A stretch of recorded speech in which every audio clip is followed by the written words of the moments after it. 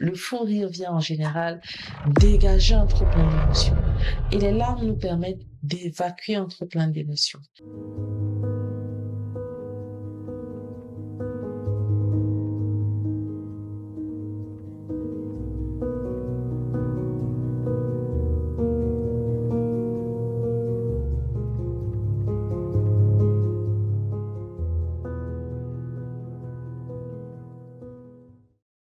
Alors, il arrive parfois que des rires surviennent après des larmes ou avant une crise de larmes. Et là, tout de suite, on se dit, ce n'est pas normal. Pourquoi je pleure comme ça? Ou je ne devrais pas rire à ce moment.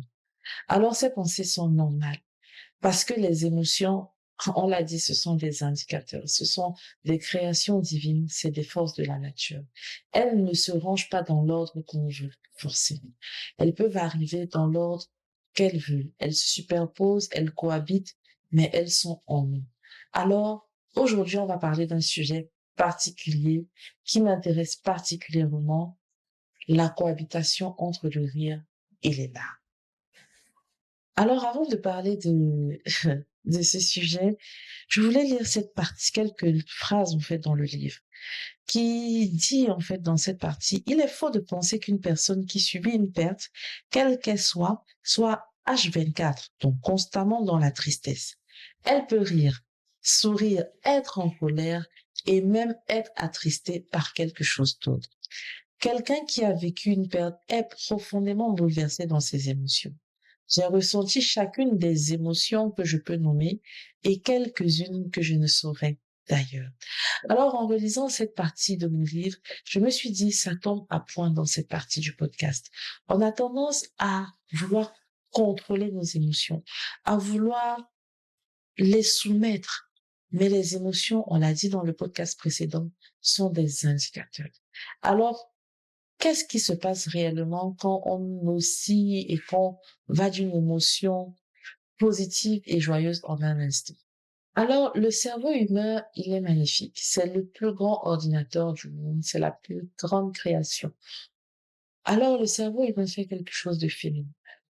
Il n'est pas forcément dans la temporalité. Alors, on peut passer d'un souvenir super joyeux, un souvenir mémorable, beau, qui nous apporte un large sourire, et dans l'instant d'après, quelque chose qui vient nous heurter et qui nous rappelle qu'on souffre, qui nous rappelle qu'on a mal. Alors, c'est tout simplement pour dire que la première raison de cette coexistence entre les rires et les larmes, c'est tout simplement la manière dont nous sommes constitués. Alors, si tu sais que tu es humain, oui, si toi, tu sais derrière la caméra que tu es humain, moi, je sais que je suis humaine, eh bien, sache que c'est normal d'avoir ces crises de larmes suivies d'un fou rire et inversement.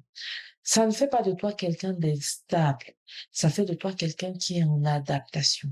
Parce qu'après un deuil, comme je l'ai dit dans le livre, on a une multitude d'émotions et il est important de savoir que ça va se réguler tout seul avec le temps. Alors, la deuxième chose qui va te paraître évidente quand je le dirai, je suppose, c'est que le rire a pour objectif d'exprimer un trop plein d'émotions. Le fou rire vient en général dégager un trop plein d'émotions. Et les larmes nous permettent d'évacuer un trop plein d'émotions. En fait, dans la phase de deuil, dans les différentes phases du deuil, dans cette traversée, il t'arrivera sûrement de vouloir exprimer des choses. Alors, laisse ton corps les exprimer. Le rire, comme les larmes, sont des moyens de se vider, de sortir ce qui en nous, et c'est normal. Et c'est sain lorsqu'on est dans une traversée d'un deuil. Alors, la troisième chose, c'est quelque chose qui m'a personnellement frappée et que je dis souvent. On aime à dire que l'argent révèle les caractères cachés des gens. Mais il y a une chose que la douleur fait, c'est que la douleur amplifie qui nous sommes et ce que nous ressentons. Et c'est tout à fait normal également parce que la douleur amplifie nos réactions et nos émotions, qu'à côté d'une joie très grande, un moment de rire très grand, va venir passer un souvenir qui va rappeler en fait le manque de la personne et va amener une profonde tristesse. C'est normal, encore une fois. C'est humain. Parce que la douleur amplifie ces réactions qu'on a souvent au quotidien, mais qu'on ne réalise pas parce que ce n'est pas amplifié.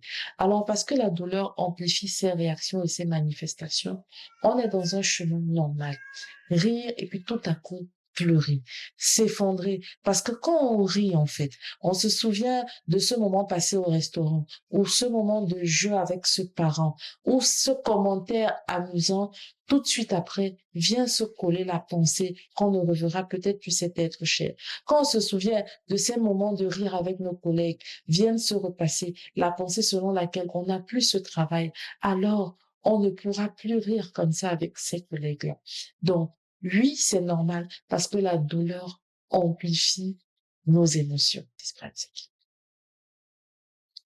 Alors, les exercices pratiques que je vais t'inviter à faire aujourd'hui, c'est tout simplement de repenser à la personne perdue ou à la situation perdue. Pense-y, volontairement et intentionnellement. Ce n'est peut-être pas agréable, mais pense-y. Et cherche justement avec cette personne, dans cette situation, un souvenir agréable. Je sens que tu vois ce souvenir, tu le perçois, ce souvenir agréable. Note ce souvenir agréable. Et maintenant, laisse tout simplement l'émotion négative qui s'attache à ce souvenir. Sans jugement, sans justification, sans essayer de contrôler. Et écris. Qu'est-ce qui vient avec? Et là, je vais te demander tout simplement de dire avec moi. C'est tout à fait normal pour moi de ressentir ces deux émotions quand je pense à cette situation. Parce que oui, tu es normal. Oui, tu es humain. N'essaye pas d'être autre chose qu'un humain. Deux émotions contradictoires peuvent cohabiter.